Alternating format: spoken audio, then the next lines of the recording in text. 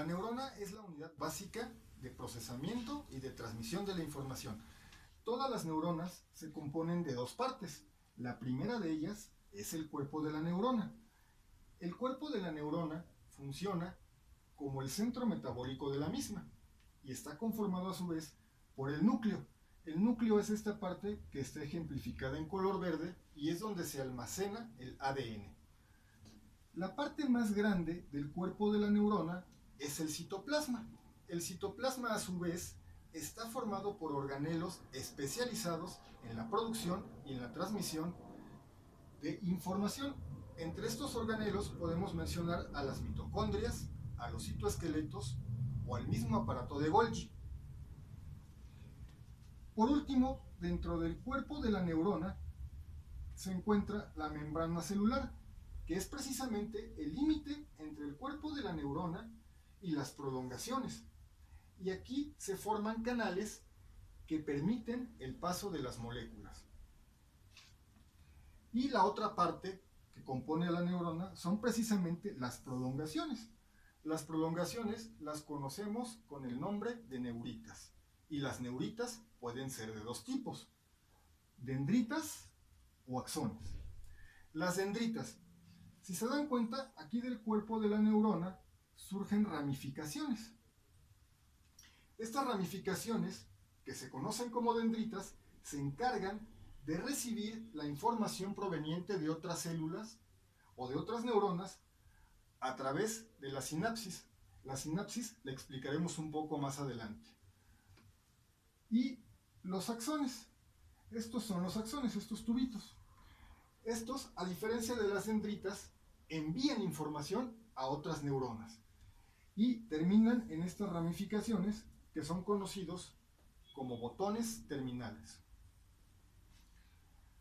Las neuronas se pueden clasificar de acuerdo al número de neuritas que contengan. Es decir, si estamos hablando de neuronas que contengan una sola neurita, estamos hablando de neuronas unipolares. Si contienen dos neuritas, son neuronas bipolares. Y si contienen muchas neuronas, como es el caso de esta, se llaman neuronas multipolares. Y precisamente las neuronas multipolares son un ejemplo de las neuronas que están en nuestro cerebro. Ahora bien, también las neuronas pueden ser clasificadas de acuerdo a su tamaño.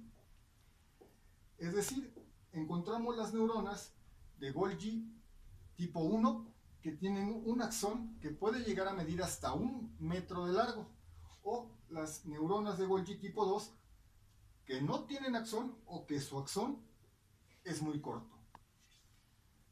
Ahora explicaremos lo que son las células glía. Imaginemos más o menos esto que es el cuerpo de la neurona, pero más pequeño. Las células glía ocupan la mayor parte del sistema nervioso y cumplen una función muy importante, ya que sirven como un soporte a la neurona o como un medio de nutrición a la misma neurona. Entre estas células glía podemos mencionar a los astrocitos o a las microglía.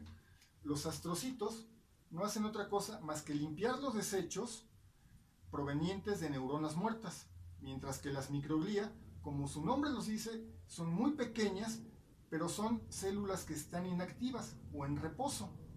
Pero cuando detectan una lesión en el tejido nervioso, se transportan rápidamente hasta ahí para subsanar esa lesión. Y esas lesiones pueden ser provocadas por traumatismo, por isquemia, por SIDA o por el mal de Parkinson. Ahora vamos a hablar de la sinapsis, que ya la mencionamos anteriormente. La sinapsis no es otra cosa más que la forma en cómo se comunican o cómo se conectan las neuronas. Es decir, debe de haber una neurona presináptica, que es la que envía la información, y una neurona postsináptica, que es la que la recibe.